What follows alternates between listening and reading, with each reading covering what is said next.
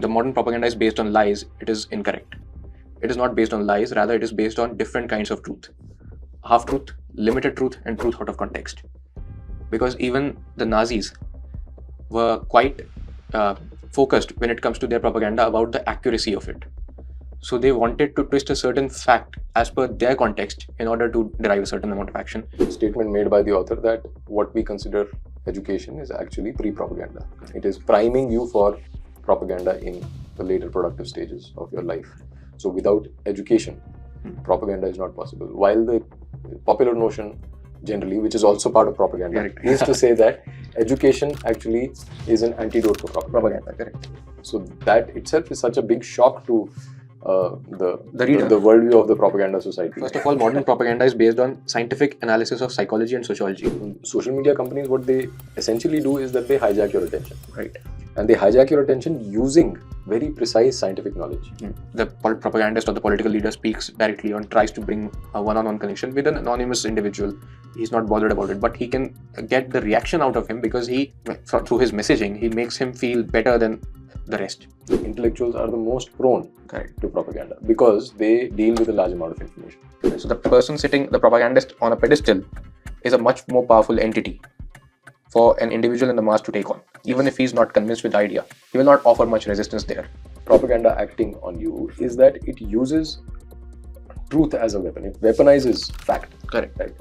And then it breaches your defense and then uses that as a hook to to sort of attach itself like a parasite, to attach itself to your psychological apparatus.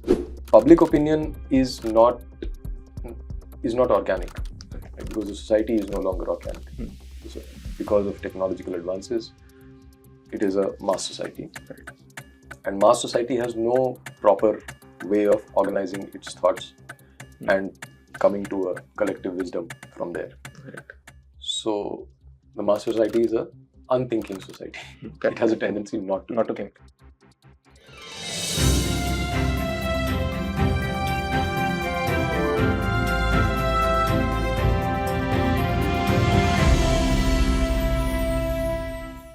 Today we'll be speaking about Propaganda, the Formation of Men's Attitude by Jacques Ellul.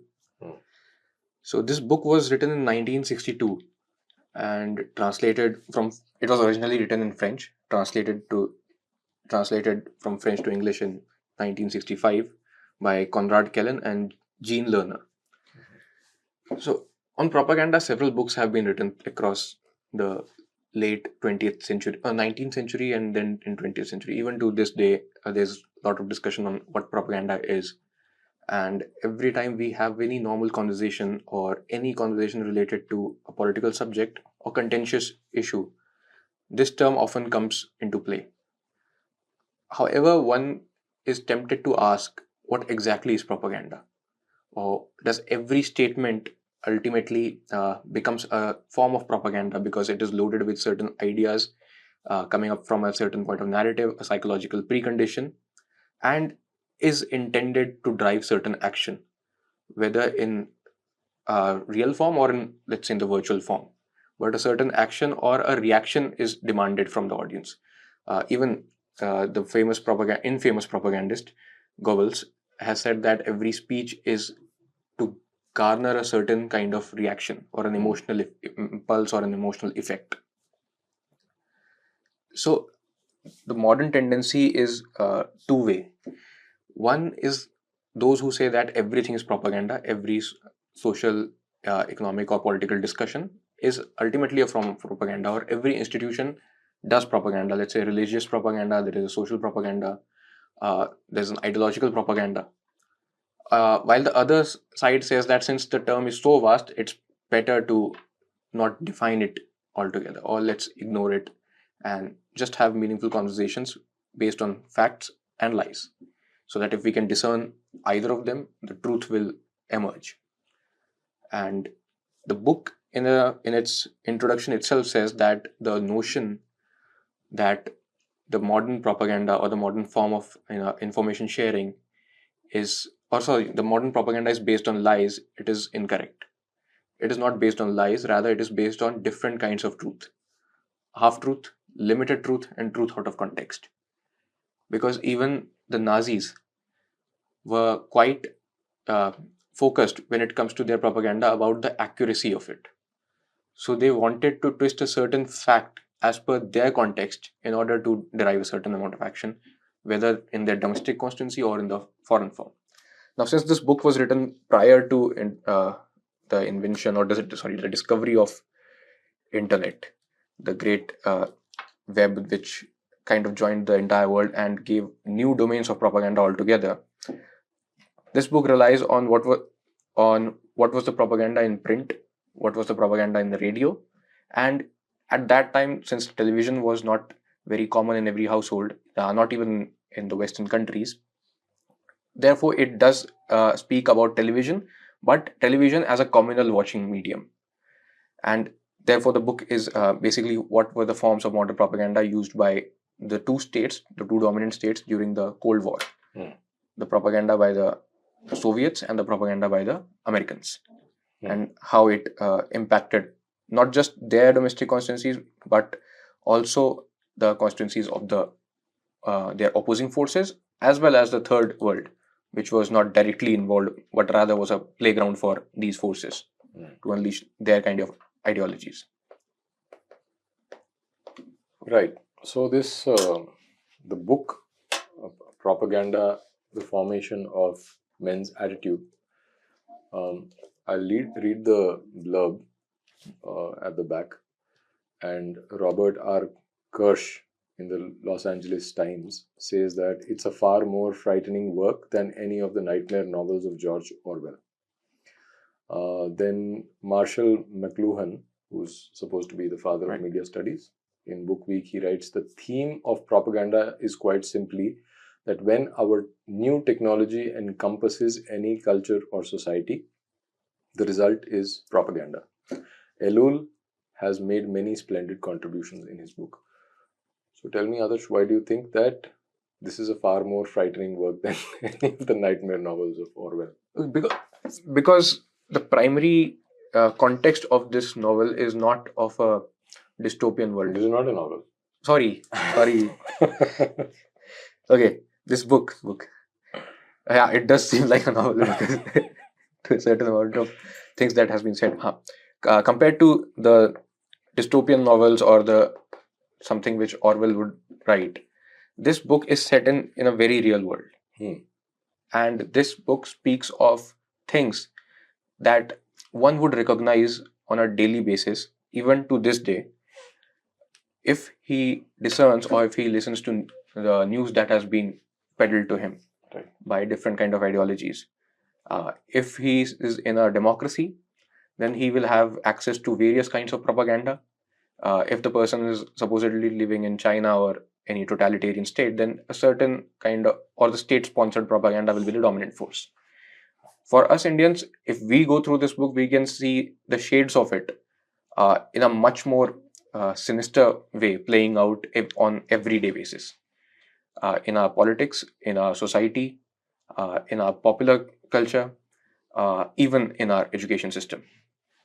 So in that sense, the book frightens you because you are then able to recognize everything around you has some bits of it, or you would think that what was very normal or what was very common, any common idea, has been conditioned over the course of time and is there to drive you towards a certain kind of action which you are not doing by your own will. So it will also make you aware of how the notion of free will at a mass level, when we are dealing with gadgets all around and we are dealing with information all around, it's a false notion that you really don't have any free will in that deluge of information.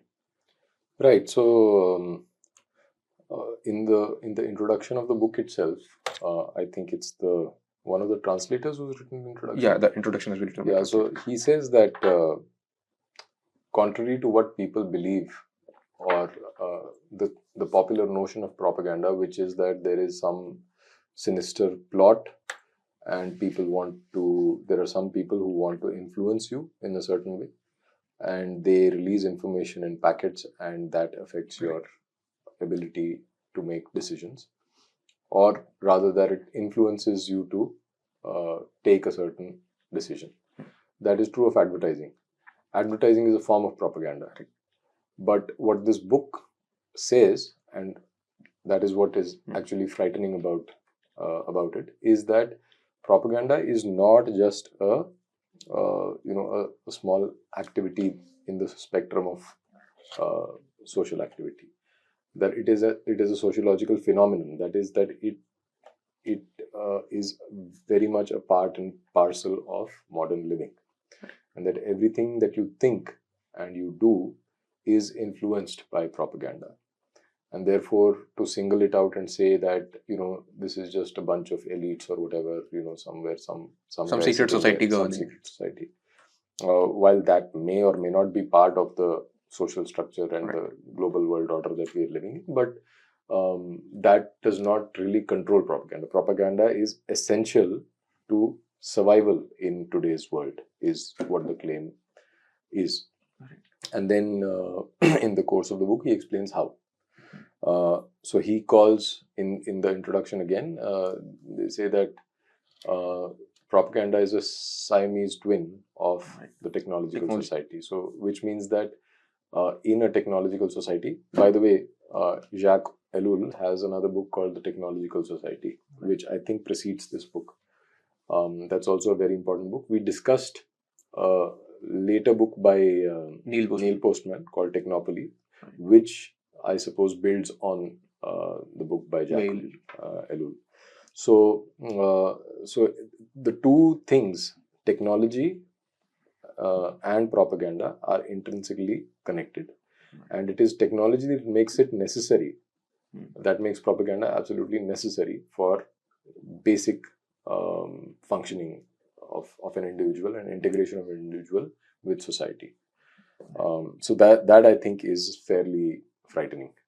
And then it goes on to talk about different kinds of propaganda, and basically there's this one kind which is agitation propaganda, which is to drive people to a certain rebel, cause. and to rebel against the norm. And then there is integration propaganda, which is to conform with the norm. Right. So another thing that makes this book frightening is the clear this statement made by the author that what we consider education is actually pre-propaganda. It is priming you for propaganda in the later productive stages of your life. So without education, propaganda is not possible. While the popular notion generally, which is also part of propaganda, is to say that education actually is an antidote for propaganda. Correct. So that itself is such a big shock to the reader, the worldview of the propaganda society, that it almost seems like it's a conspiracy theory. Like in the translator in the introduction itself says that modern propaganda cannot work without education. Right. Now, when you are saying that if a person is uneducated, he is less likely to be affected by by propaganda, not certain, but any kind of propaganda. Right. So the psychological conditioning that happens in form of education itself will make people uncomfortable. They'll think कि ये तो education के खिलाफ कुछ है, कि मतलब एक agenda है that to keep people illiterate, to not let them have access to information. That has been accused of the ancient societies. That the ancient society were very rigid when it comes to who gets what access to what kind of information. And in the modern free society, if you limit someone to having access to anything, that itself is a form of oppression. Yeah. So to curb, in the name of propaganda, you are subjecting people to oppression. Yeah. So that notion will immediately come in. Yeah.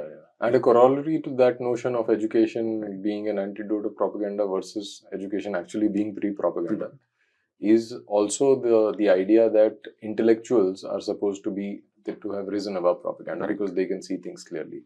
While in the book, the author clearly shows that intellectuals are the most prone to propaganda because they deal with a large amount of information. And this information in modern society and in a technological society is largely second-hand and unverifiable. So you have to trust that information. and you have to kind of give up your critical reasoning and all that, all those defenses that are inbuilt in human psychology. And because you are dealing with so much information, so you are naturally prone to propaganda. Misinformation. Secondly, the compelling need to opine, right? That an intellectual really wants to share his opinion because he thinks, and this, this relates to Thomas Sowell's conflict of visions also, that you have the unconstrained vision of the intellectual, and they really think that they are better off than the rest of the people. Specifically when it comes to people of the past. Yeah, and so they need to have that, they need to share their opinions and educate the others that this is how it is. And they also consider themselves capable of judging for themselves, right? So this again is an absolute absolutely fantastical notion, a phantom of an idea, because no one is actually capable of judging for themselves.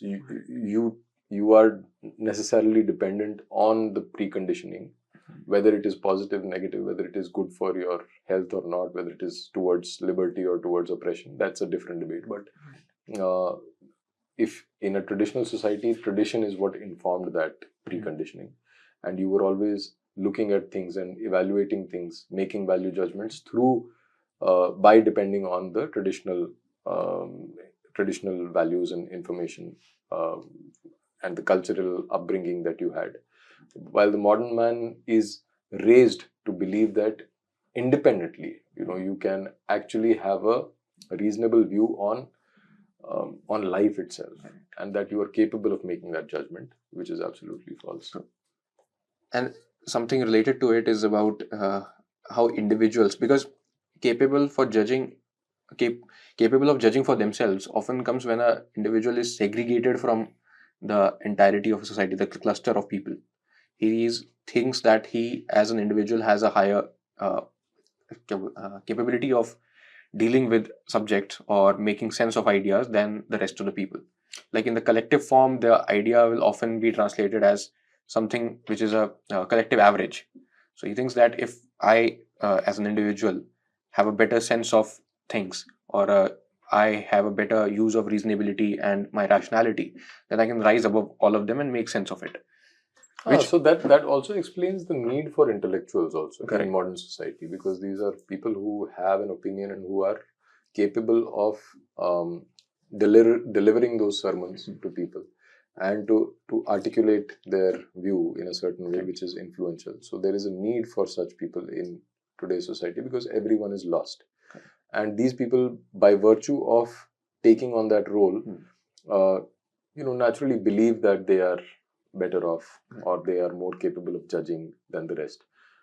So, I mean, that itself is a fallacy, because what you can articulate and what you understand are two different things. Right. And you can articulate something and you can move people, as we have seen. Even an advertisement drives people to take action and to make decisions. But that advertisement is not necessarily about the profound truths of life. So that's what that illusion is at the bottom of this confidence of individuals. And I think that the whole process, that whole sociological phenomenon is very much an integral part of modern society and modern values. Right. Also, they use a term called mass society. Yeah. Which is like a huge, let's say a huge set of people who are together in a certain region or sharing a certain space together, but they really do not have any connections with each other. Yeah. So each individual is for its own in the entire mass. Yeah. And basically there's the technological advances of the last 2 centuries, and as a result, and partly as a result of that, also the boom in population, which leads to a very high density of population, especially in the large and larger cities, the metros, and that is ideal ground for the proliferation of masses. The mass is constituted of people who are individuals bound together by, let's say, artificial sort of bonds, as opposed to organic cultural bonds. Correct. So they are compelled to be in the certain region due to circumstances, not their own choice. Correct. And that's the force of industrialization. Not even choice. I mean circumstances of a different kind. Yeah, industrial circumstances. Industrial. Basically, it's the forces of industrialization that led to a mass. Basically, migration. economics driving everything. Yeah, absolutely. And so, in this sort of a milieu, propaganda aims to bring people to do something, because there is in the mass, when we say that society is composed of largely the mass, not of subgroups and not of jatis and small clans and people, homogeneous groups living together. So there might be a huge diversity between groups, but the groups are homogeneous. That's the traditional way of social organization. And in the modern society, it is just one single, it's like a sea of people without nameless, faceless sort of individuals, everyone alike, and no real differentiation between them, but each one feeling that they are special because there is a profound lack of meaning, and they have this great desire to act because that's something that is missing from their lives, right? In a mass, an individual feels a profound lack of belonging. There is an identity crisis, and the way out of that identity crisis seems to be something that they can do, they need to do. So that feeling of doing something is exploited by the propagandist, and the mass is made to go in a certain direction, because when that's the great thing about propaganda, that you deliver the message to the mass, yet it speaks to each individual. Correct. Because everyone is alike.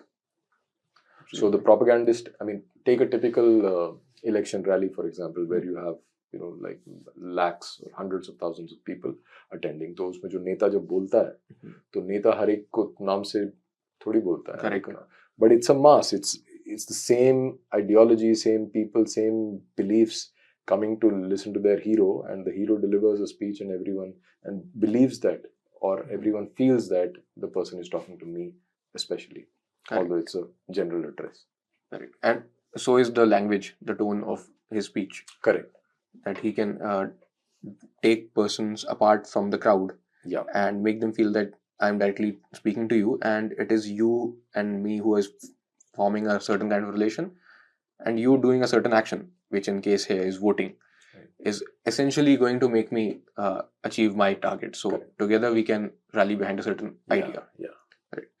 So something similar which the communists exploited at one point of time, when they got people into cadres, break their families, and form just a go for a new ideal world.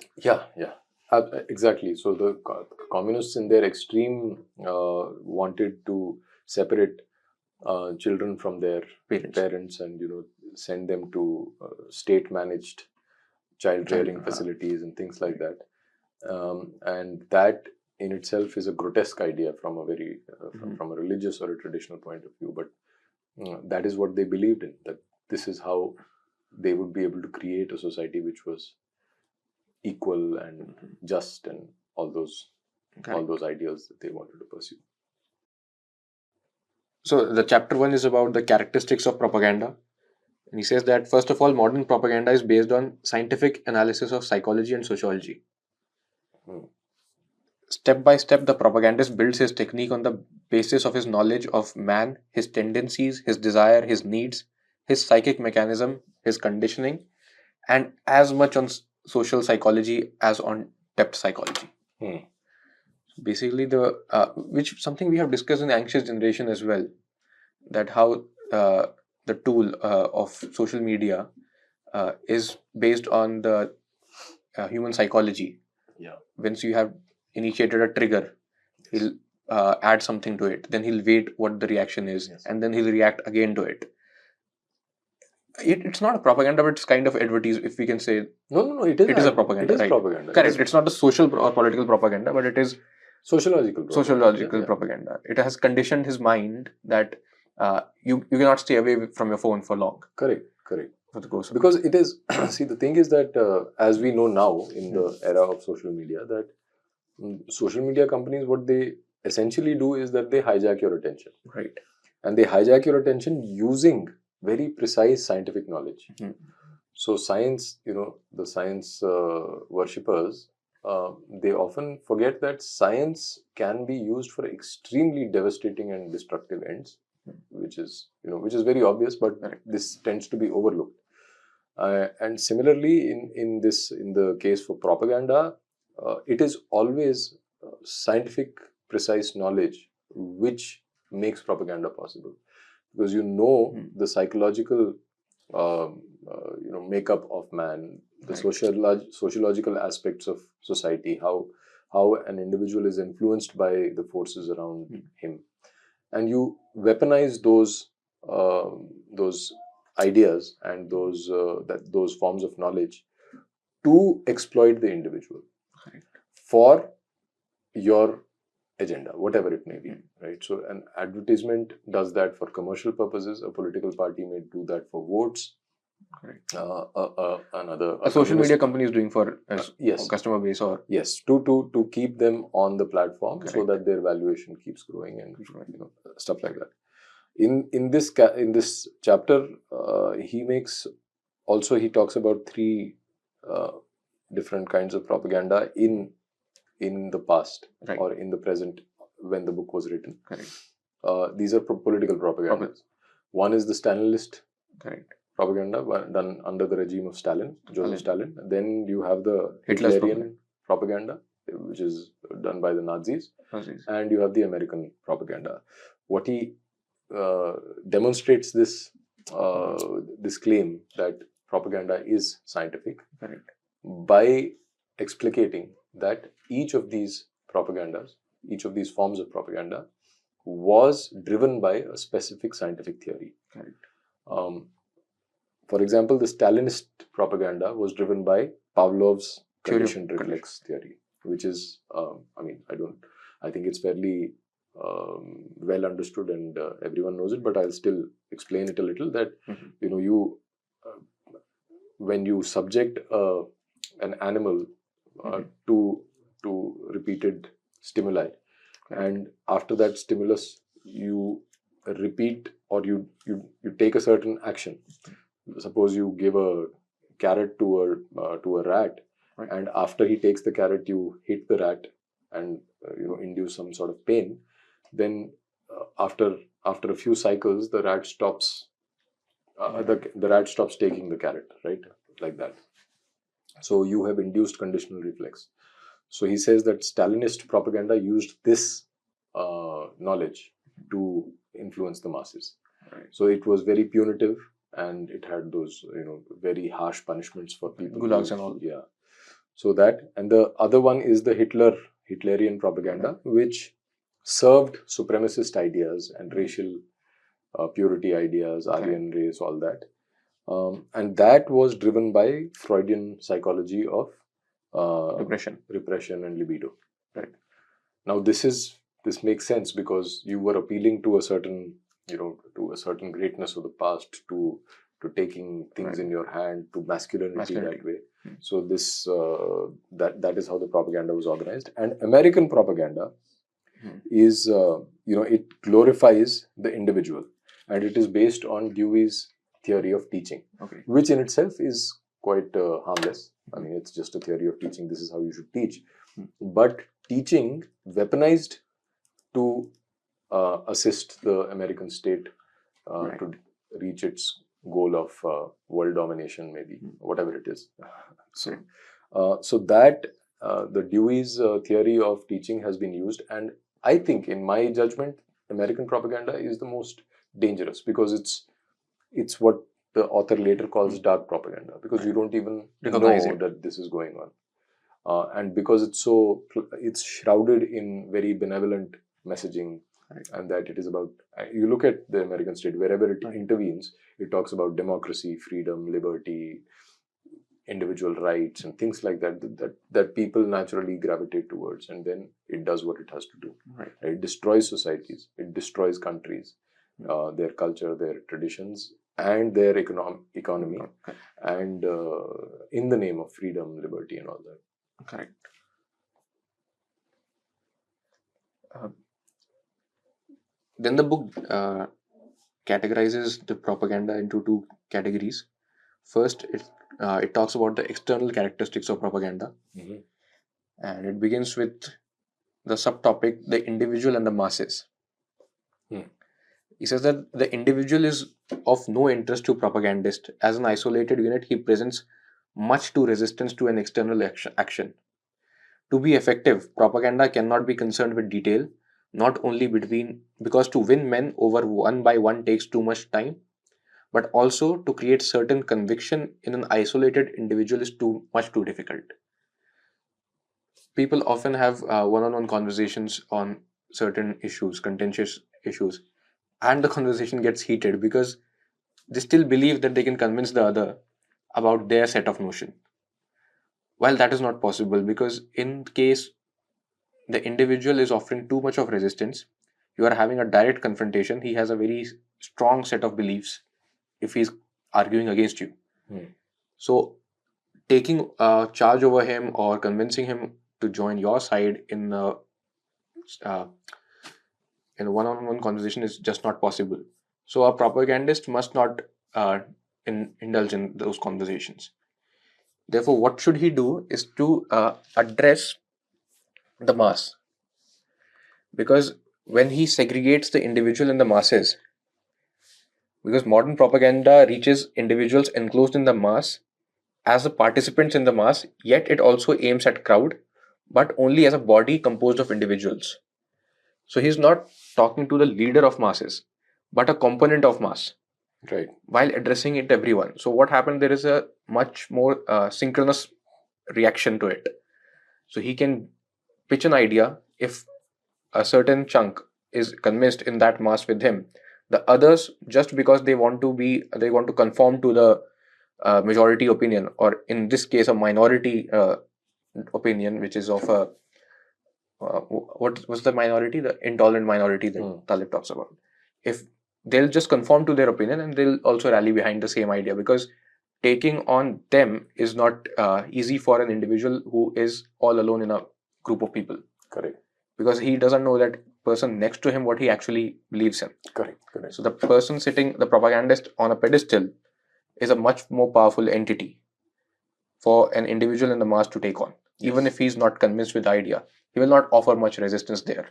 Yes. And if this things happens repeatedly over and over again, then there's a good chance that he will not even have he'll not even bother about giving any or thinking of a resistance to a certain idea. Yeah, so there's towards the end of the book, I think he talks about this in much more detail and more persuasively. And what I found striking was a connection with how secularism operates, and we've discussed this in the past. That secularism divides a person's life artificially into the private sphere and the public sphere, and you have a set of actions that you are free to do privately, but the same cannot be done publicly. And that's the essence of secularism.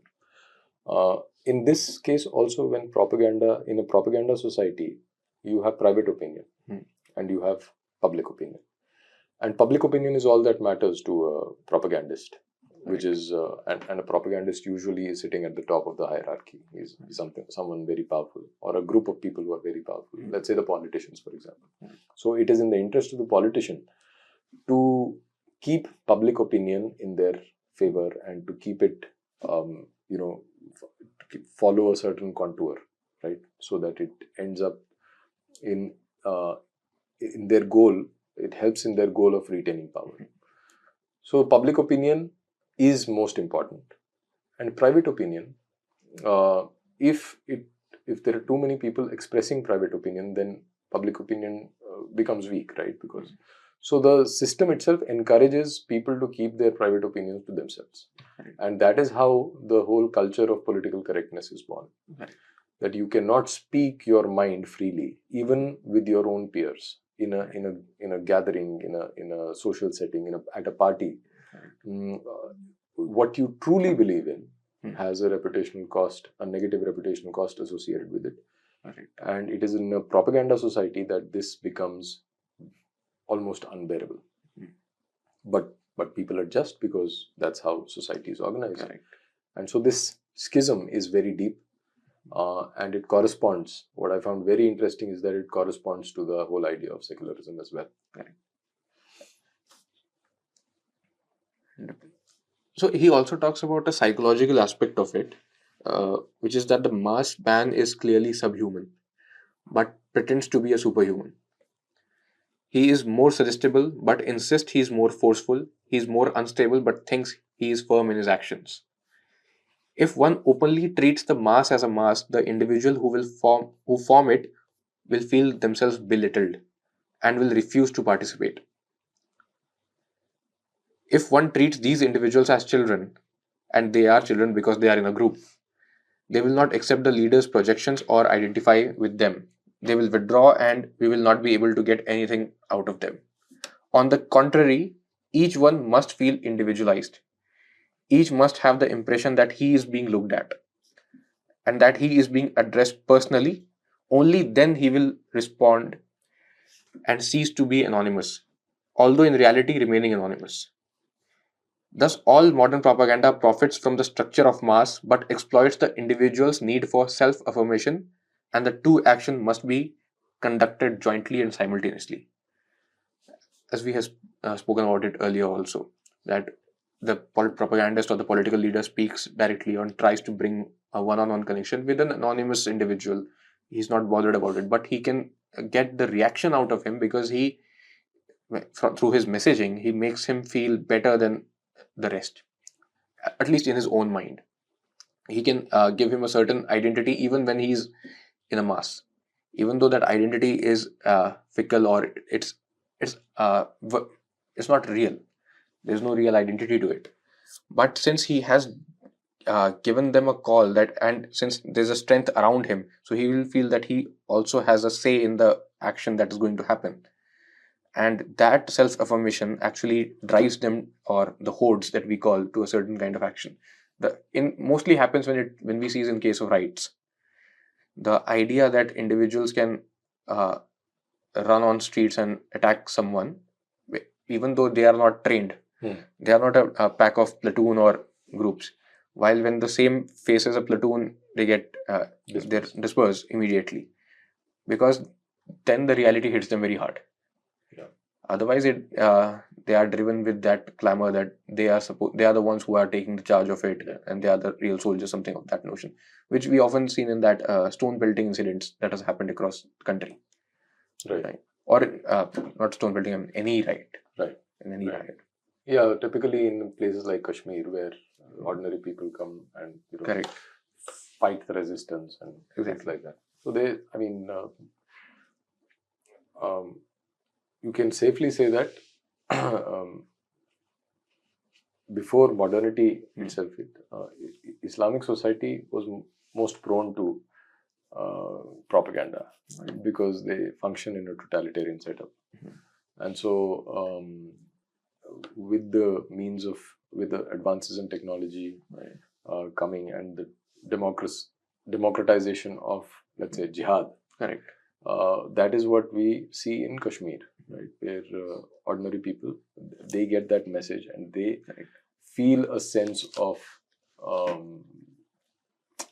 passion to actually go out into the streets and pelt stones against the oppressor.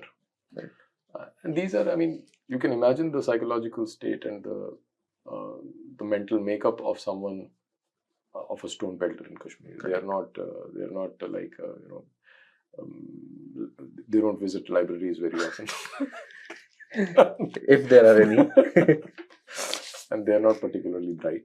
Right. But that is what propaganda exploits. It exploits the limit of human judgment, the ability to think for oneself, and the tendency of man to actually give up thinking, because it's a huge load on the system, thinking, cognitive load. So that all that is exploited by the system and used for the purpose of the propagandist. Right. But even if that person is bright, like we have seen news channels, certain notorious news channels, doing interviews of stone pelters and saying that these were bright students who who could have been. No, but in this in this framework, bright students are just students of. I mean, they're just more prone to propaganda because they're Prone to propaganda, because correct. this is education. Exactly. Education itself is propaganda. So that is what these news outlets do not recognize. Yeah. And they fail to understand that, because one is that there is a precondition to it. Second, they are in mass. They are in hordes. For them, they are not a victim. Correct. They are literally a pack of wolves who are going to unleash the wrath on their opponents. But once they get attacked, or the reality of them being subhuman, which Ellul mentions, comes clear. Yeah. So when that comes clear, you go with a camera and you do the interviews and present them as a victim. It is, I mean, you're adding to that propaganda in the larger context. No, the passage that you had actually read about the masked man being clearly subhuman, but pretending to be superhuman, is very perceptive.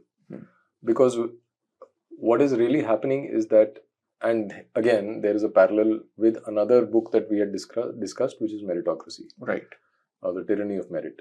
Right. So, as such, as such, rewarding merit, like we have discussed before, is obviously the right thing to do. Right. But then things are not as superficial as we believe. Right. So, in that book also, Sandel, what he talks about is that if a meritocratic society is built on the premise of escape, right, which means that you are incentivized to escape the conditions in which you are otherwise existing, right, which you are born into and which you are raised with. So, social mobility, upward mobility, is a dream that is sold to you. It's almost advertised to you through all these means of propaganda, the government, the education, everything else. And this, what is often overlooked, is that your natural state of being, in which destiny placed you, correct, is horrible. And which is why the idea of escape is so lucrative. So, yeah, it's so attractive to you that you really want to escape. And that is where propaganda comes in and tells you that, you know, if you take this course of action, you escape the meaninglessness of your life, the sheer boredom. And it is sold to masses. And it is sold to masses because the masses live in those conditions. Right. And it is actually a commentary on the state of society. That you need propaganda to actually survive is saying, when he makes that statement, is saying that the society is in deep shit. It reminds me of those coaching classes, UPSC coaching classes of certain individuals who address a gathering of thousands of students and then tell them the dream of becoming an IAS officer. Absolutely. And every individual thinks that he is the superhuman who can become that bureaucrat. And that officer. One black swan story is sold to millions who are not black swans. Correct. They will end up, just doing some shit that they I mean, they will be living in the same condition. Their conditions are not changing. They'll hate those conditions, but they will always think that this was our shot and we missed it or whatever. And there is a tendency sometimes to blame yourself that you weren't able to do it, you didn't work hard enough, or you didn't have the right attitude or whatever. And you keep pursuing the next big thing in life till you die. So, yeah, I mean, in that way, all these UPSC coaching teachers who are almost like celebrities. They are celebrities. They are celebrities. They are celebrities. They are propagandists. They are propagandists. They're the clear-cut case of propaganda. They're actually advertising. No, I mean, I saw that film on 12th Fail. What is it called? 12th Fail. 12th Fail. And the whole film was a advertisement. Was a huge exercise.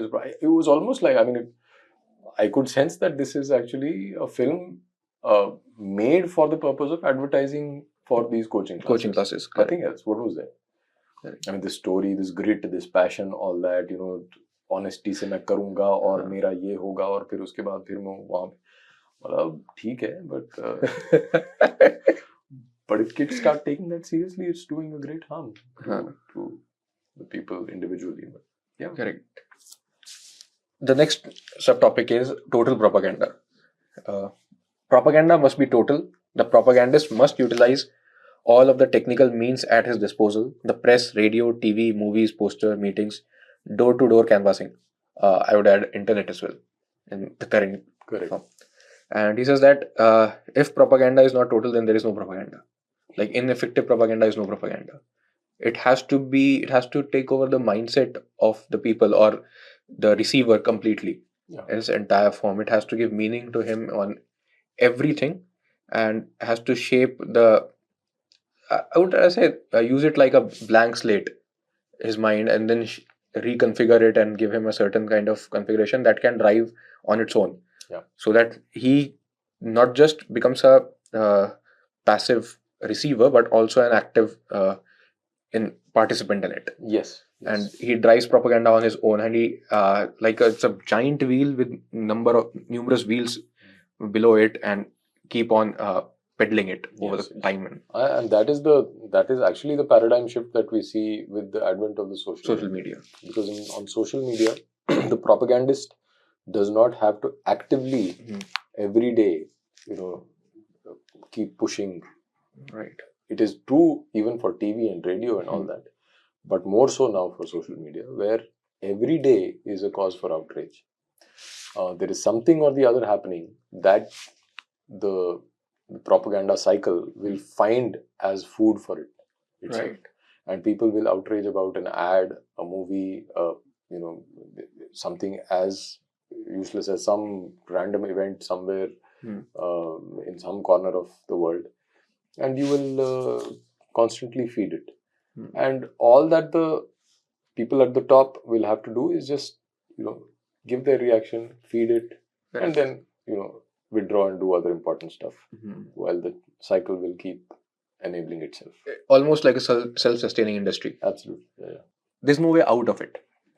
Once you are subjected to a total propaganda, you cannot go counter it right from your logic itself. Because I'm talking about an average person. Because one, he doesn't have time for it. No, even an above the average person, even a genius kind. Even a genius kind of can't really. Unless he just shut down every mode of you conversation. Can have an intellect. See, right now we are discussing propaganda. We cannot claim that we are not. We are not. Again, we are also victims of propaganda. We are just trying to objectively see how much it has affected us. Right? Correct. Using the scholarship by Mr. Ellul. Correct.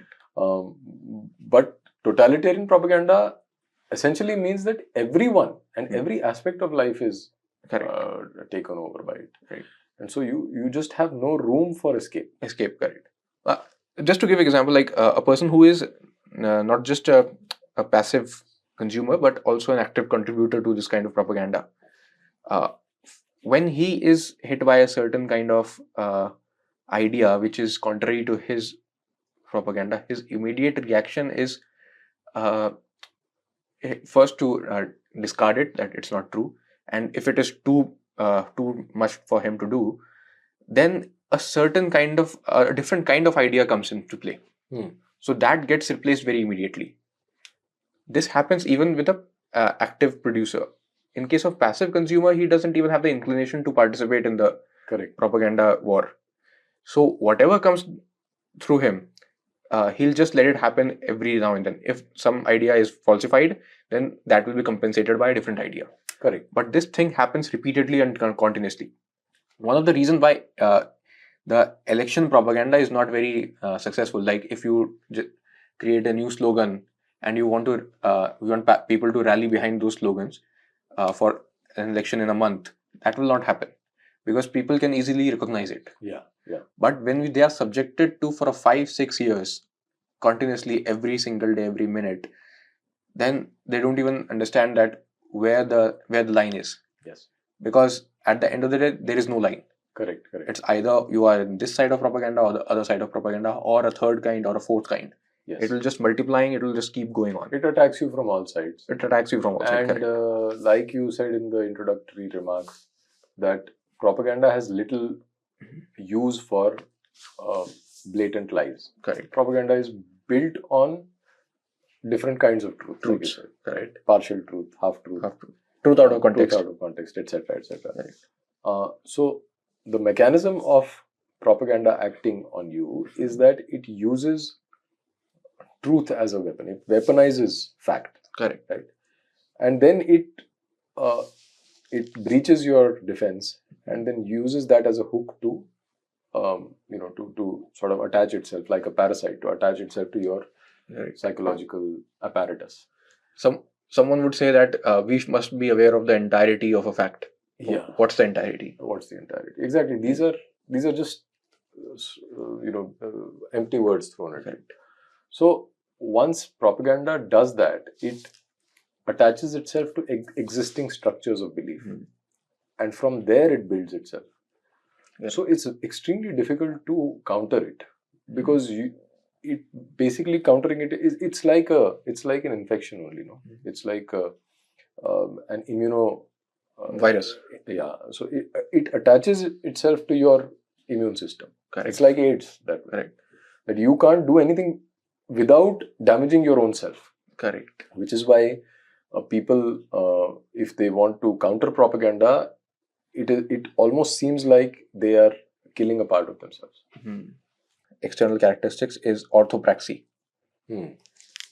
The aim of modern propaganda is no longer to modify ideas but to provoke action. It is no longer to change adherence to a doctrine but to make the individual cling irrationally to a process of action. What that action could be. One action is that immediately comes to mind is voting. Yeah. So or buying a product. In the political setup, I think there's three very clear steps when it comes to pre-propaganda, then propaganda, and then action. In the political setup, it is very simple. Pre-propaganda is education, your entire schooling, especially because higher education, unless if you go for technical education, it's different. Otherwise, pre-propaganda becomes more sophisticated in liberal arts education. And then there is propaganda through news, media, pop culture. And finally, there is action, organization and action in the form of elections, voting for elections. Right. So these three steps are very clearly demarcated. And pre-propaganda itself has two elements as per the author. There is the conditioned reflexes, and there is the myths part. So conditioned reflexes would be, just you throw a word and it invites some sort of a reaction. And depending on the receiver also. So if you say something like Hindutva in a page 3 setting in some liberal arts circles, suddenly you will get a lot of negative reactions. They may not have a clear understanding of what Hindutva really is. Similarly, on the other side, you might say something like secularism, even though they might not have a clear understanding, but they are conditioned to react. And that's very normal. That's not unusual or even unexpected. But that's how it is. That's the conditioned reflex. And then there is the myth, which myths you believe in. So the myth of progress, for example, is what pre-propaganda firmly embeds within your mental makeup. And that myth becomes almost like your own story. How you are integrated with society is informed by that myth. So progress is such a myth that it's a modern myth where you are told that this humanity is progressing towards some great utopian future, and your contribution is meaningful.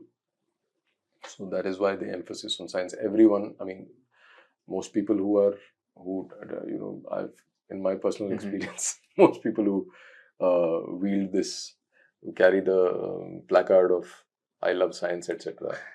They can't tell organic chemistry from inorganic chemistry, but that's how they think of them. That's their self-image, that they believe that they are some warriors of science, while really not understanding what science is. Right.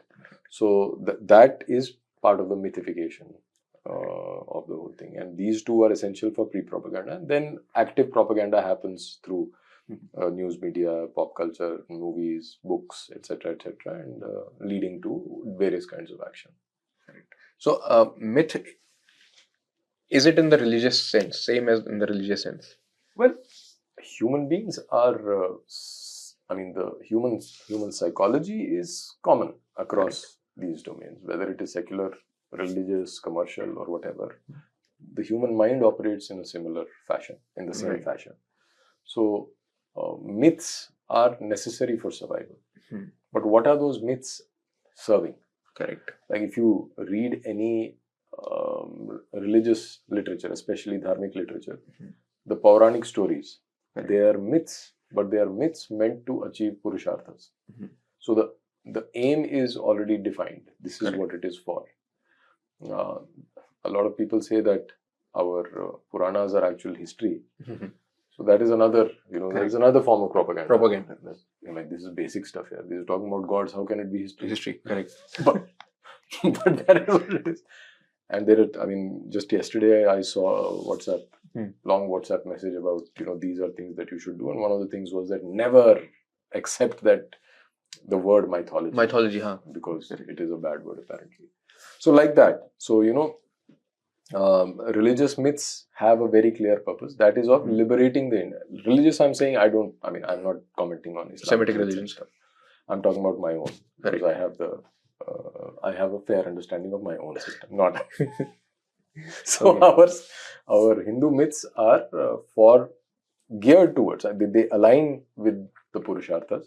They help you satisfy your desires. They help you earn power and wealth. Right. They help you do your duties. Correct. And finally help you with liberation. And it is not limited to just this birth. It is a multi-birth project. So that is how the myths are. But propagandist myths have different objectives. Their objectives are simply to serve the cause of the propagandist. Right? Whether it is to vote for a certain party, or to buy a certain product, or to come onto the streets to fight for some random cause. Now the question would be that when it comes to taking action or orthopraxy, as you mentioned, correct. Even religion has orthopraxy, because orthopraxy is what actually it is what makes it possible for you to live that myth. Correct. And the same mechanism operates both in religious but the religious orthopraxy makes you more disciplined, makes you more stoic. Nivritti ki taraf le jata hai. Or even in other sects where nivritti may not be the path, but the objective determines the kind of orthopraxy. Right. And there is an element of discipline and a one-pointed focus on your goals. But here also the objective determines orthopraxy. Yeah, that's what I'm saying. Okay. Objectives only tell. So in the religious, we are making a distinction between religious and this. So religious objectives are different. Correct. They are attuned towards freedom, and here this is attuned towards oppression. And it is interesting also, if you look at the concept of the Overton window, again it's a common idea, but just to spell it out for those who don't know, Overton window is the range of opinions that you can speak publicly without incurring a cost on social reputation. Right. These are opinions which a politician would always find it easy to say, to deliver through his speeches or whatever, or his statements, because it is acceptable. People don't raise eyebrows when you say something of that kind. When you say something within the range of the Overton window, at the center of those opinions is policy. Right. Then you have stuff which is mainstream opinion, acceptable, and then you have acceptable opinion. You have popular opinion, you have acceptable opinion, and that's at the acceptable opinion. That is where the Overton window ends, and then you come to radical opinion and unthinkable opinion. So radical and unthinkable, as the name suggests itself, is what you cannot really say, and this is where that distinction between my private opinion and public opinion also comes into play. Now, the interesting thing about Overton window is that it always keeps shifting. It is never static, right? Because that's the nature of societies. Our social beliefs evolve, and what is taboo today will become normalized tomorrow, etc., etc.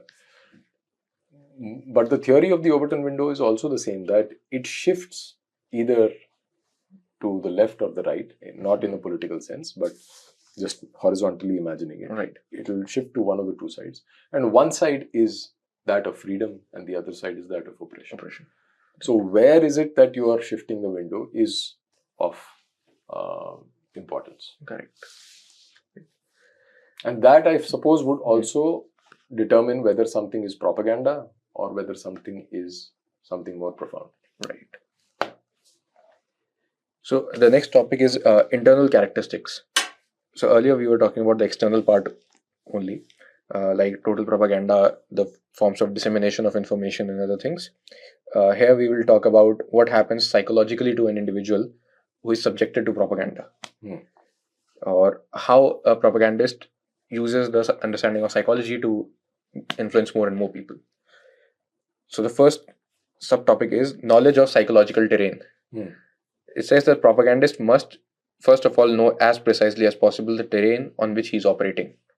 He must know the sentiment and opinions, the current tendencies and the stereotypes among people he is trying to reach. Something similar that political parties do. Correct. When they get surveys and they test the waters, what is the talk of the town, and then they start opinionating about the same. A very famous example is that of Subhuman. When the earlier there was this reformist tinge in every political party, but the moment they saw that there is a crowd on street, or the protesters on street who are in favor of the defending the temples and its traditions, most political parties changed the tune. Or most organizations gathered the understanding of the sentiment on the ground. So in that deluge, if anybody would have tried convincing of otherwise the position that they took earlier, it would not have been possible. Because there's a lot of resistance, and second, that there is a mass, there's an actual force behind it. Correct. So the action, there's nothing actionable for them either. No, in today's times, I think, if we go back 30, 40 years, it is generally said that politics was much more decent, much more amicable, much more adjusting, cordial. But now it has become extremely polarized, which is true, and that is totally on account of the advances in technology and the information boom. Because all groups now have the ability to transmit their views and to affect the mass in the way they desire. So the mass is also divided in itself and it become polarized. You have a mass here, you have a mass there, right? Now, interesting, if you look at it through the lens of the Overton window. Today, any establishment, the ruling party, it is in their favor to keep the Overton window stable so that they can continue to rule. Right? And for the opposition, now again, just a small detour here about the Overton window, a small but important point about the Overton window, that it does not shift by incremental nudges. Right. What is acceptable or what is policy, they broadly lie in the same range of opinions. Correct. And you cannot just make small changes here and there. You cannot say that, you cannot expect the public opinion to change if you are making a statement which is already inside the Overton window, because that will be taken by the public anyway. Correct. It is not going to be different. But you can only change it by stating something which is either radical or unthinkable. So propaganda becomes that the way in which you state that without getting on the wrong side of law or without invoking some form of censorship. Correct. So the opposition wants to shift the Overton window. Right. So you see continuously that today in India, the opposition parties, they are stating things which are actually unthinkable. Correct. They are talking about disintegration of India. They're talking about wealth distribution, redistribution. Redistribution. These are all ideas which are grotesque and which are dangerous. Correct. But they have no other way. They'll have to, in order to gain power, they have to shift the Overton window quickly in 5 years. And they have to say these things in ways that... And they are doing it in a total propaganda form. They're doing it, right? And on the other side, you have the mass of Hindus, the disaffected, the disillusioned Hindus, who thought that they have got something great going for them, but have ended up feeling isolated and lost, and they feel that they've been betrayed. And they also have to say things which are outside the open window, right? And so that is how you can imagine the current political landscape of India, where the ruling party, on one side, it is being pulled by so-called hardcore supporters, Right. who are saying things which are not within the open window, and you have the Opposition. and the whole Indie alliance, who is Correct. also talking about things which are unthinkable, and the party is trying to balance both. To maintain the status quo, because that's the... And that is how propaganda operates, because like you said, the mechanism of propaganda is it is either integrative or it is rebellious. I don't remember the term exactly. What is it? Agitation. Agitation propaganda. Integration, agitation. So the opposition and the hardcore side are on the agitation side. They are doing the agitation, and this one, the ruling party or the establishment, they are doing the integration propaganda. And integration propaganda is basically just reinforcing the same message. They are not saying anything new. They are always, dealing with cliches and platitudes. So basically maintaining the status quo. Yeah, maintaining the status quo. Exactly. Let the situation be as it is forever. But that's not possible. But the world changes. The world changes, correct. And so I don't entirely blame them for... I mean, any establishment thinks that way only. Yeah. So the next subtopic is timeliness.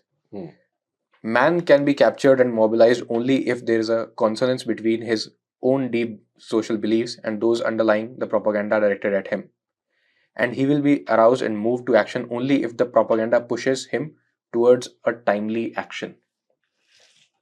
The thing with most social campaigns, why they collapse or why they fail over the course of time, because they don't have a clear set of action that has to be taken course. Because action does two things. First, it attacks your opponent, the rivals that you are taking on, and also an action will boost the morale of those participating in your propaganda, because you are giving them some immediate results. So having those results is a great morale booster, and it also affects the enemy side, which is something which the Nazis did. Of course, it ended it in a major blunder in the Second World War, but the reasons for that is different, and we can discuss it some other day. But the point is that doing a war was a necessity for them, because they have pushed the propaganda for so long. Same which happened in 1965, the India-Pakistan war. The regime of Ayub Khan has pushed the propaganda of Pakistan having an edge over India over and over again, that for them crossing the border and attacking India was the only logical option. They had no other means. In case of terror organizations, they employ this thing a lot. So even a sporadic attack at random places helps them boost the morale of the local cadres who are joining them, or people rallying behind from different areas. And another great example is that of the Soviet invasion of Afghanistan, when Muslims across the world rallied behind the Afghans to defeat the Soviet forces. That is because when they saw the Americans funding them and Americans pushing the idea of jihad among those people and saying that we are behind you, rallying for you, giving you weapons, money and everything, the Muslims of the world were mobilized, and they had a sympathy towards the Afghan regime. And communism was seen as evil any day, as per their religious belief, because communists are atheist. So, correct. Similarly, and the same thing, everyone, even an advertisement, if the advertisement cannot translate into sales, purpose of it fails. So the important thing about timeliness that he writes about is that propaganda must start with current events. And it would do no good or be of no use if propaganda were to base itself on historical fact. Correct. So you see, you can see it very clearly in the propaganda on caste and reservations. Because today, a vast majority of Indians is living in not so ideal conditions, and there is a correlation between their caste and their status, social status and economic status, which is today. It is observable reality. And so from there you draw your lessons for propaganda, and you create an entire political structure of reservations and affirmative action, and then go back to history and say that you were oppressed. This is like individual, cognitive psychology 1 by 1, where feelings precede facts. Right. So what is felt is then rationalized and justified using rational arguments and reason. Correct. That is how the individual psychology operates. In propaganda psychology also, what he says here about timeliness applies very well to this case of affirmative action. Because if you were to actually go by the, how the so-called Hindu right in India, what they demand is that you correct school history books. Correct. Correct the historical facts first, because that will give the population a grand narrative, and they feel good about themselves, which is not incorrect. Correct. Obviously, if your history is told as it was, there is a lot of pride that you can draw from it.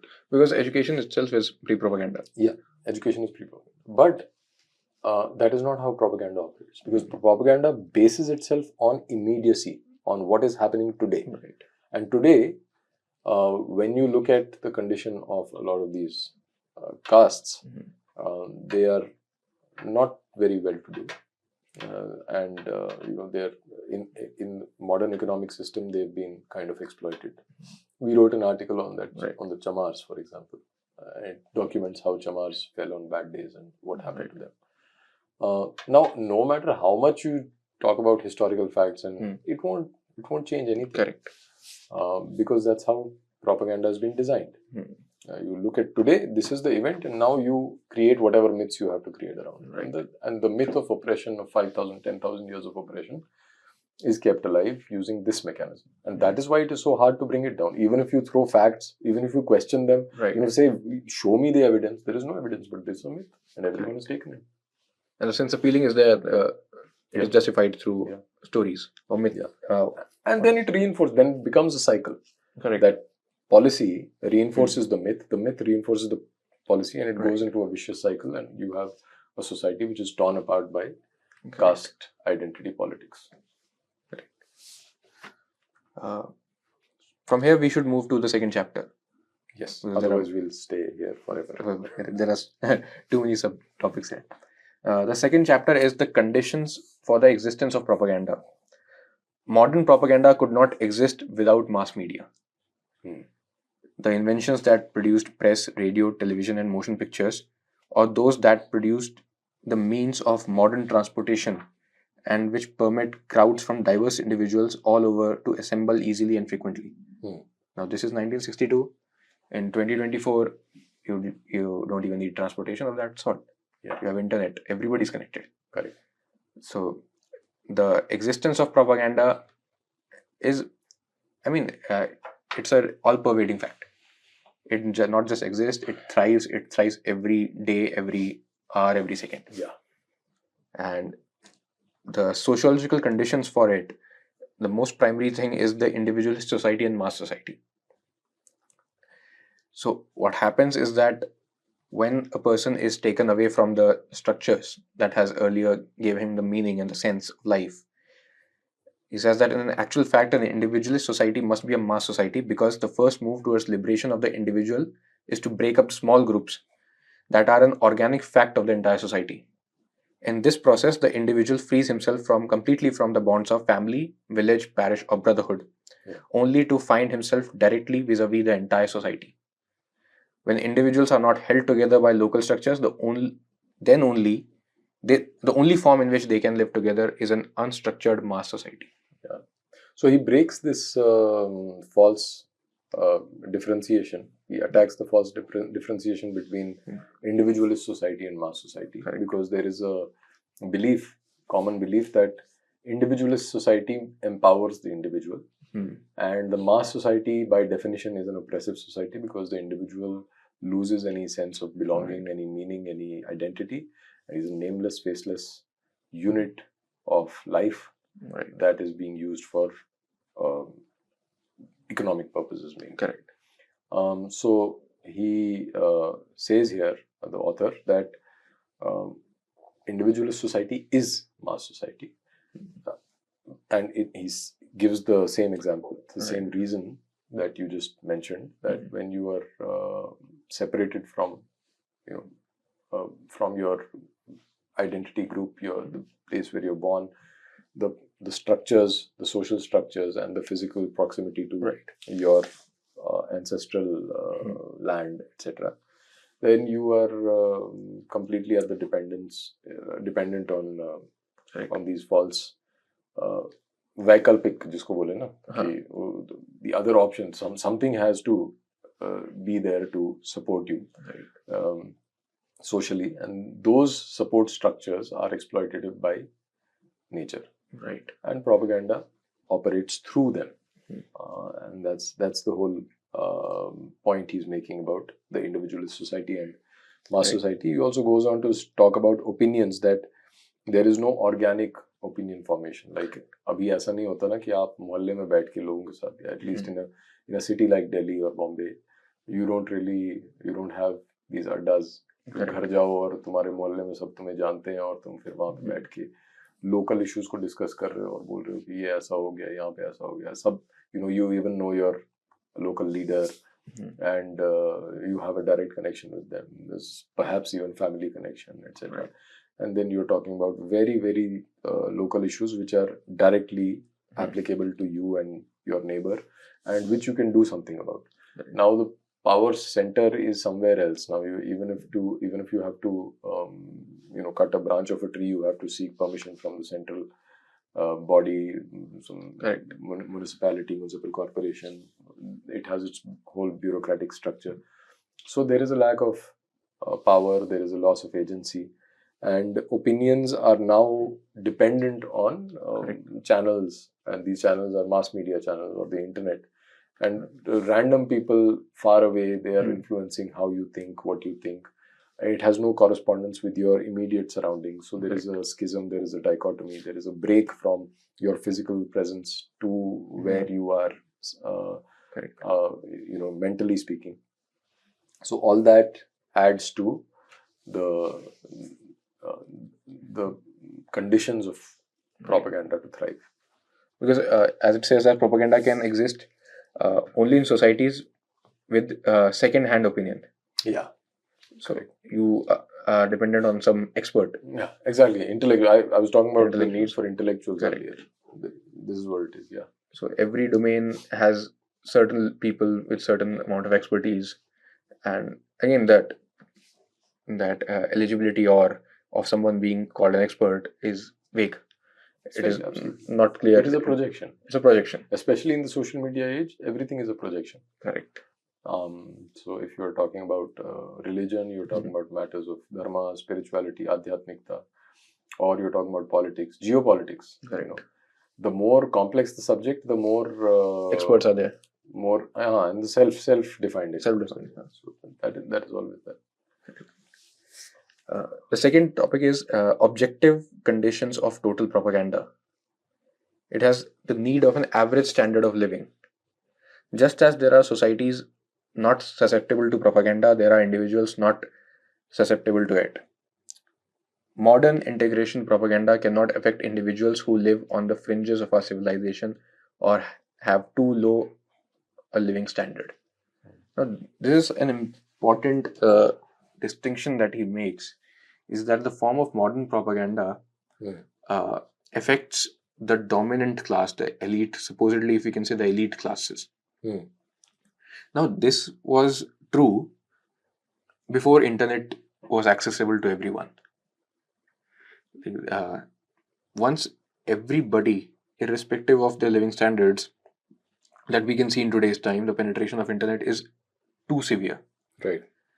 We are not living in the ages of 1960s and 70s where a lower class person would be going to factories and working 24/7 and having no access to to public life other than where he goes to drink. In today's time, even when he is working 24/7, he is bombarded with all kind of information, whether it is on social media, whether it is on television sets or screens all around him. The form of advertisements have changed. The messaging has changed. The way people reach out in political rallies, all of that has changed. So therefore, the average standard of living, I don't think it is. It would make sense in today's time. Yes, the kind of propaganda that is done by certain institutions, that only appeals to people with an average standard of living, like those who can send their children to big schools. So the propaganda that is delivered there, in terms of the pre-propaganda that is done there, only a certain class of or people who will be the decision makers in coming days, they are subjected to it. Yeah, I think the point being made here is that one, that if you're dealing with your daily struggles and preoccupied with them, then more advanced forms of propaganda don't work on you. Correct. Which is true. And plus, there is also a correlation between your living standard and your level of education. Correct. So if you are not educated, means that you're not primed for propaganda. Therefore, it will not affect you as it will affect an educated person. Correct. So you see that there is an inherent mistrust of, let's say, vaccines among the financially lower sections of society. It is also true with people who are extremely well-read or themselves experts in that science, like PhDs in biotech would likely be skeptical about the effectiveness of vaccines. But it is the normal, the mid-range, the normal of the bell curve that is taken in by the propaganda of vaccines again. So I'm not commenting on the effectiveness of a particular vaccine here, whether COVID was necessary or not. I'm generally talking about behavioral attitudes towards vaccines. So that makes complete sense. The other thing that he talks about, the next point he makes, is about average culture, which I found even more fascinating, because he says that unless the society, or unless a person is acquainted with Western culture, correct, then it is unlikely that they will be so receptive of propaganda. Correct. And then he cites some examples which are very, very fascinating. The Korean example. He says that the local script was terribly difficult and complicated. So in North Korea, the communists created an entirely new alphabet and a simple script in order to teach all the people how to read. So literacy is necessary for propaganda to work. And not only is literacy necessary, it should also be simple enough so that everyone can be at the same level. The lowest common denominator can be achieved. Now, if you look at it from the point of view of competing religions, so you see that is why in a propaganda society, dharma does not appeal to people, because it's a cognitively heavy idea. It's not simple enough. It's not broken down. It's not reducible to memes, and you have to necessarily give it attention, time, mental effort, and not all are even capable of that. So therefore, you need to have a lighter version of it, more in practice, more in performance, than in terms of thinking about it or philosophizing. So that is how Hinduism was structured also. Correct. That's how festivals operate. That is all. Yeah, that is what festivals are for. So in propaganda society, that does not work, because you need uniformity, and you also cannot be dealing with too complex ideas. And so you have to break it down. So now you have this tendency, the modern movements in religion, for example, Hinduism, for example, like Arya Samaj, they have really reduced the complexity of the religion, and they speak about discarding entire books and traditions and things, because that's too complicated. So what they did in North Korea with the script is akin to what these reformist did with movements Hinduism. want to do with Hinduism. Right. And even in Hinduism itself is it makes it into an ideology which it is not. Right. So the proper word for it would be Hindu Dharma or Sanatana Dharma, as the case may be. But I'm not getting into that nitty-gritty of Correct. Also, the thing about that propaganda cannot exist without an existing social circumstances for it. Right. So, if someone comes up with an absolute propaganda, it will be rejected because it is easily discernible and it can be easily recognized by people. Yes, it has to, like I said, it has to hook itself to Correct. existing Realities. structures. Yes, realities. It cannot come out of the blue and say that. Like we were watching that Vice story on birds. Right. Birds aren't real. Correct. So that itself, like, I mean, that's a classic case of how that's actually it's such a brilliant movement, because it basically lays bare the mechanism of propaganda. Right. It says that it is not important whether something is actually, whether people believe in something really or not. They need something to rally around.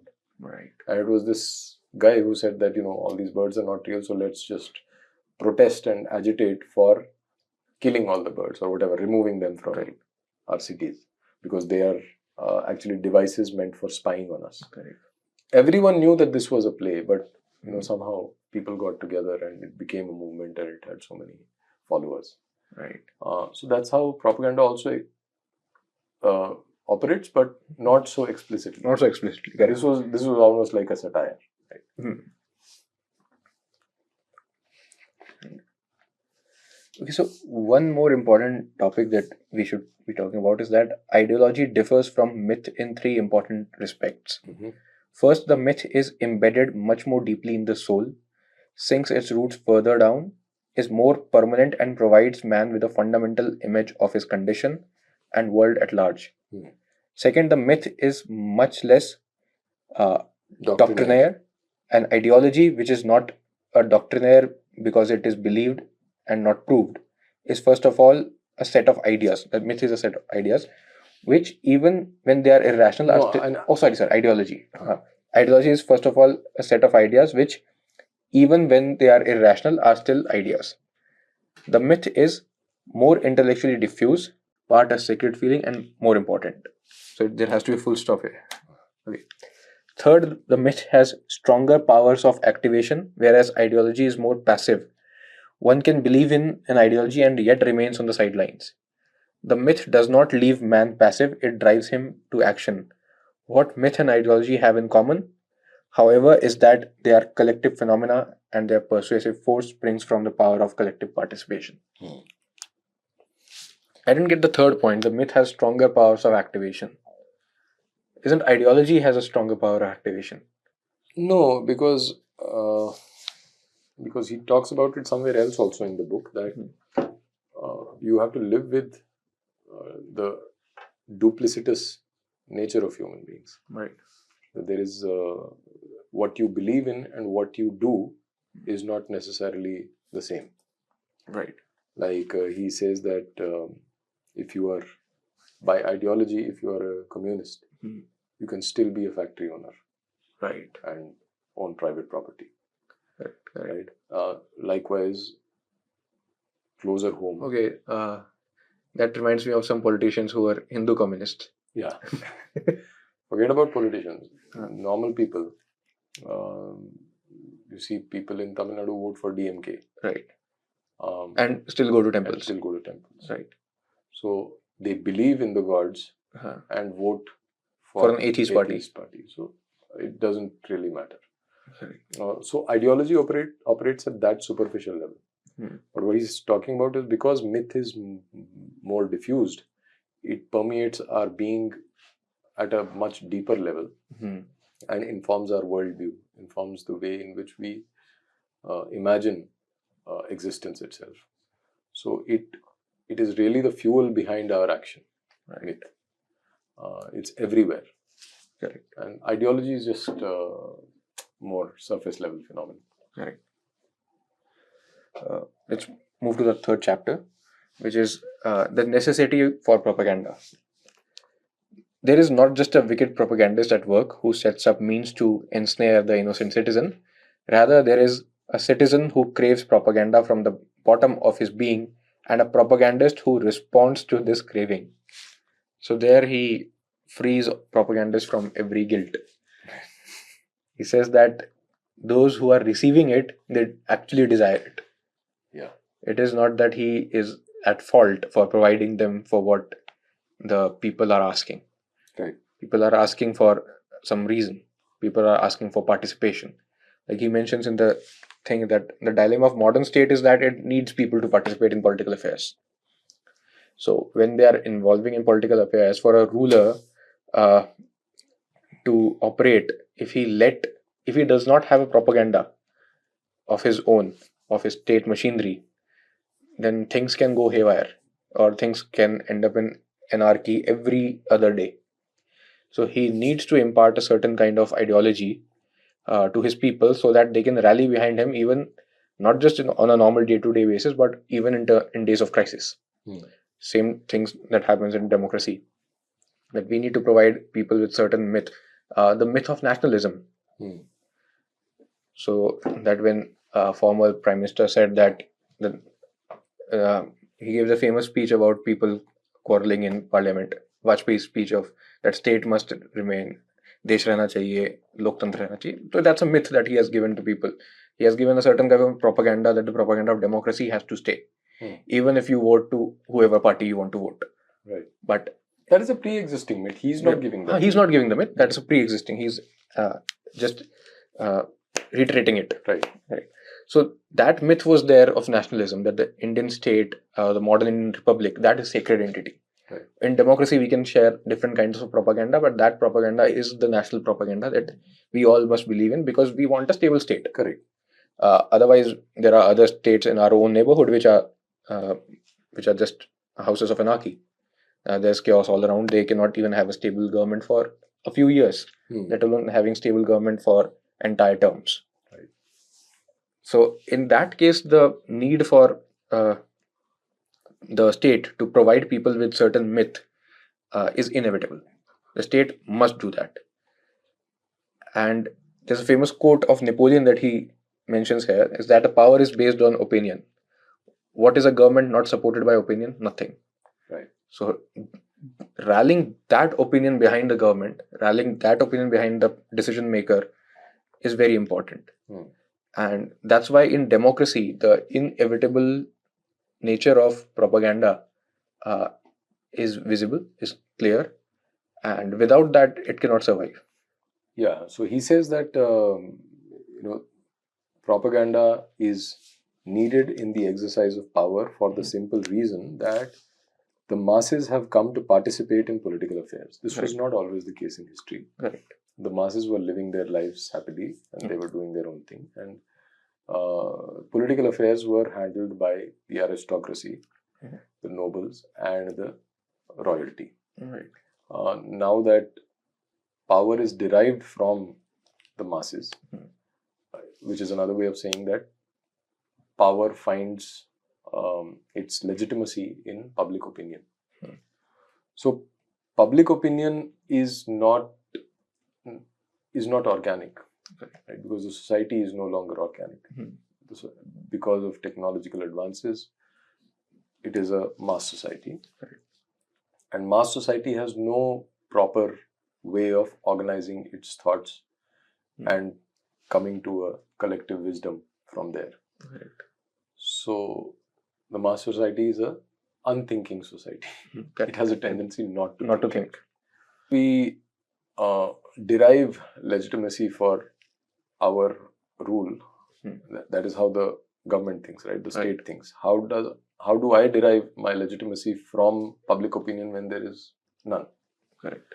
So public opinion has to be created.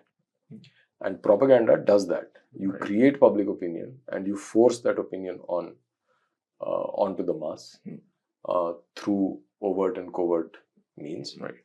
And that itself is a self-perpetuating cycle. Correct. And so whatever direction the polity takes, the levers of deriving legitimacy lie with the state, and so the state dictates those terms onto the public. So this is what is actually so dark and frightening about it, right? Because he's so clearly established how what we think about is not our free thinking. It's basically dictated by the higher machineries, whichever is powerful. In case of politics, it is dictated by the state. Correct. So the second subtopic, that individual's necessity. Yeah, so in the individual's necessity, he talks about, he divides it into objective situation, subjective situation. Do you want to read some quotes? So he says that every modern man works more than a slave of long ago. Standards have been adjusted, but whereas the slave worked only because he was forced to, modern man who believes in freedom and dignity needs reasons and justification to make himself work. So in that objective situation, he says that since the realities of today are different and the masses are of individuals need a meaning for the work they do, the real work that they do. So even in a corporate setup, when you are working, or even in non-corporate setup or any setup of modern time, when you are working for, let's say, 10-12 hours, the myth that has been sold to you is much more effective in making you do that work, even though a slave of the medieval times worked less. But you do not feel the same, because the incentives that have been thrown at you, or the ideas that have been projected that one day things will change, the idea of escape that we discuss in the meritocratic setup comes at play. So the man needs that reason to participate. If that doesn't happen, then he will have no justification for it. Not justification, not for the organization, but for himself. How will a man live thinking that he is worse than a slave of previous eras? So for that, he needs to be he needs to feel motivated at the end of the day, just to feel good about himself. Right. So he says that masses are composed of individuals, and from their point of view, the problem is slightly different. They are interested in politics and consider themselves concerned with politics. Even if they are not forced to participate actively because they live in a democracy, they embrace politics as soon as somebody wants to take the democratic regime away from them. So let's say if you, even if you spell out that the faults of democracy and say that democracy is really will always end up in a totalitarian society, and you explain that. Yet, if you say that you take away the rights, then there will be a negative reaction to that. Very similar to how we discussed in an earlier book, not in this season, but earlier you talked about the this stumbling on happiness. Correct. That need for power, right? Power in the roulette game. Correct. That even though you can always tell someone else to throw the dice, and you don't have any control over the outcomes. Correct. Even if you do yourself, but you still want to do it. So that very deep insecurity in man is what is at the bottom of this phenomenon of feeling that you are in control, and that is the snake oil that democracy sells to the masses, that you are in control. And that is the objective situation that he talks about. Right? But this is how, so he's systematically analyzed it and said that democracy basically is just this whole business of giving them that illusion of having a say in the outcomes, at least to an individual. And so it is important for propaganda to reinforce that belief and to make their life meaningful and to let them participate. And the other quote that you read about, today's working conditions being worse than even those of. So since they were forced and he feels that I'm in control. Yeah, correct. So his reason comes from that. So that is what propaganda does. Correct. That even if you're miserable, at least you're miserable because you want to be miserable. You want to be miserable, correct. The slave was happier. I mean, arguably speaking, according to him. Even if the slave was happier, he was happy, but not out of his own volition. Right. So it's worse. Correct. That sort of twisted thing. That is where propaganda plays its part. Then the other part of this is about the subjective situation, where he talks about the internal Justifications of it. suffering of Right. of the mass man, and he says that despite the pleasure he might derive from his solitude, he suffers deeply from it. He feels the most violent need to be reintegrated into a community, to have a setting, to experience ideological and effective communication. And propaganda is the true remedy for loneliness. It also corresponds to deep and constant needs, more developed today perhaps than ever before. The need to believe and obey, to create and hear fables, to communicate in the language of myths.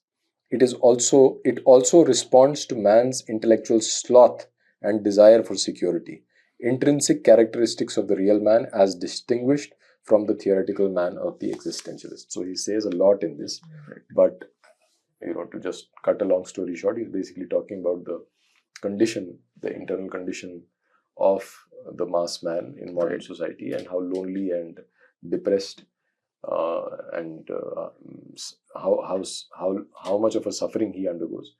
And the only rope that he sees to cling on to is propaganda.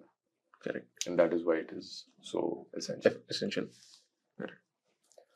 So moving on to chapter 4, which is psychological effects of propaganda,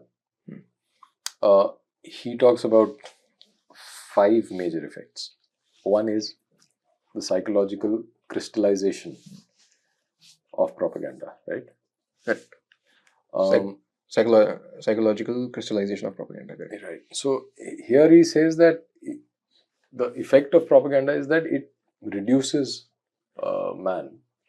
mass man specifically, to a set of biases and prejudices. And this reminds me of another book, The Teachings of Don Juan, by Carlos Castaneda, in which his teacher tells him that you have this tendency of reducing the mystery of existence to manageable nonsense. So that's what actually this stress on facts and the disease of factuality really does, that there is no room for mystery but only manageable nonsense, and that is how it reduces man. So while there is a lot of rhetoric on empiricism and scientific outlook and all that, what it actually does is that reduces quality to quantity. It makes everything, it denies the unseen, and it wants to only limit your focus, not even focus, but limit your thought to only what can be seen and felt. Right? Only the objects of the senses. So that translates to how propaganda works. And then he talks about alienation through propaganda, which is the elimination of personal judgment and acceptance of public opinion as your own. We discussed that there is a great tension between private opinion, public opinion in mass society, and because private opinion cannot be stated due to pressures, peer pressure, so it keeps getting suppressed and going down and down in your consciousness, and finally you accept public opinion as your own opinion. And a corollary of that is hero worshipping. That is, you project yourself onto your leader. And that we have seen several times throughout history and in the recent past also. I will not name and shame anyone, but that is how it operates. That you start worshipping a cult figure, a politician, or at any level, or even an actor. Correct. Then there is the psychic dissociation effect, which is summarized in saying that thinking is not just useless but harmful. That is the attitude that it developed in encourages. And then you have creation of the need for propaganda. That propaganda begets more propaganda, and that he gives an example of how when with the advent of television, it was, some people believed that now all the advertisement will shift to television and newspapers would lose advertising revenue. But what happened was that there was a lot of advertising happening on TV, and the advertisements on newspapers also increased. Correct. So that's what happens, that when you have propaganda, it creates the need for more propaganda. And the final effect that he talks about is ambiguity of psychological effects. That is, Correct. he's talking about anxiety and how you calibrate anxiety in the mass. And that is the job of the propagandist, that too high an anxiety makes them useless, and too low an anxiety makes them complacent and again useless. So you have to calibrate it to a certain, to an optimal level, and that you have to keep the individual in a perpetual state of low grade anxiety. You should always feel that there is something wrong, so that your anxiety can be weaponized and you can be pushed towards action. And the final chapter is the socio-political effects. In this, I'll just mention the first sub-chapter, which is of propaganda and ideology, the relationship between the two.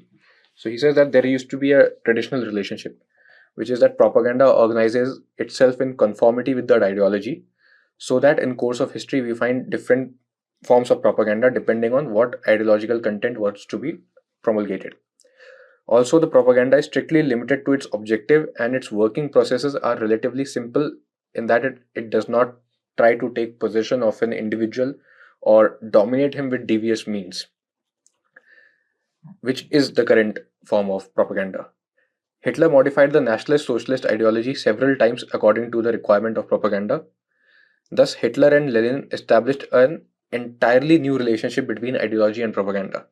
So this happened in the 20th century with the advent of technology. And the new relationship began, which is that propaganda no longer obeys an ideology. Right. The propagandist is not and cannot be a believer. Moreover, he cannot believe in the ideology he must use in his propaganda. He is merely a man at the service of party, state, or some other organization, and his task is to ensure the efficiency of the organization. So the propaganda is not for the ideology. The creation of propaganda is a cycle in itself. It's a machine in itself. It has to be there. It has to be efficiently there, and the ideology or other planks can be shifted and molded as per the need of the propaganda, what the society desires. Which is quite the case when it comes to how we define our own religion, when the propaganda of a certain order comes into play. So we try to mold our own religious beliefs according to that. That has happened in recent past.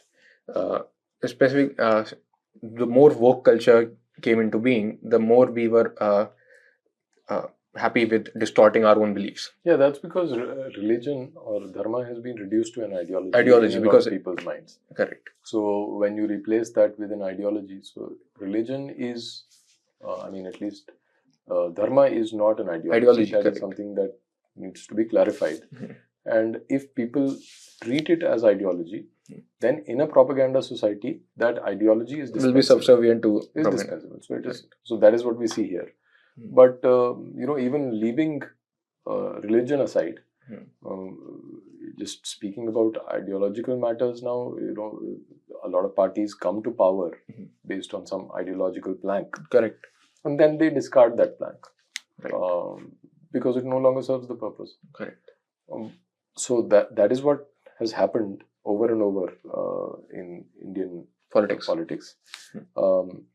And somehow people refuse to acknowledge that fact. Right. But once you are familiar with the workings of propaganda and how it operates and what its purpose is, right, then you see the logic behind why political leaders act the way they do.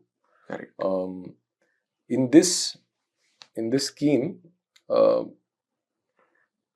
ideology is basically transformed. When you talk about it changes, correct, the ideology changes. So he talks about two ways in which it is done, and I found that very fascinating. One is what he calls that ideologies are stimulated.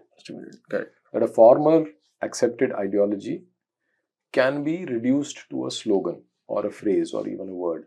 Right. So you have democracy, secularism, country, nation, social justice. These are all slogans that stimulate reflexes, which I was talking about earlier, right? So if you say something like equality, then there is a positive reflex feeling associated with it, and that is what is weaponized. And so whatever the idea behind, the philosophical idea behind equality, and the long tomes of literature that they are not important. Correct. Now you have successfully, first there was philosophy, then it became ideology, and then it is further changed to just a slogan. Right. And once that is done, then it is very, very useful for propaganda, because even ideology, for all its purposes, can get in the way of propaganda. Correct. This is what he's saying here. So you reduce it to just some slogan. Right. So that, like, I don't know if I should say it, but Jai Shri Ram. You know, Jai Shri Ram is a very profound statement of bhakti. Correct. That got changed to an ideology, and then it became just a slogan. Right. That you had even atheists and beefeaters saying Jai Shri Ram. Correct. So this is trivialization of a slogan of the sacred. Correct. That way, from the sacred to ideology, from ideology to slogan. Correct. The second way of transforming ideology into a myth is mythification. Right. And that, especially, that I found so wonderful. I mean, the accuracy of his analysis, that it transforms an ideology into a myth. And the first thought that came to my mind as an example was what Ambedkar did with Navayana Buddhism. That here was Buddhism, he actually transformed the ideology of social justice into a myth, a religion itself. And he used Buddhism as a vehicle for that. And he mentions that mythification is a harder task than what is it? Stimulating. Correct. That is reducing it to a slogan, but it does yield great results. So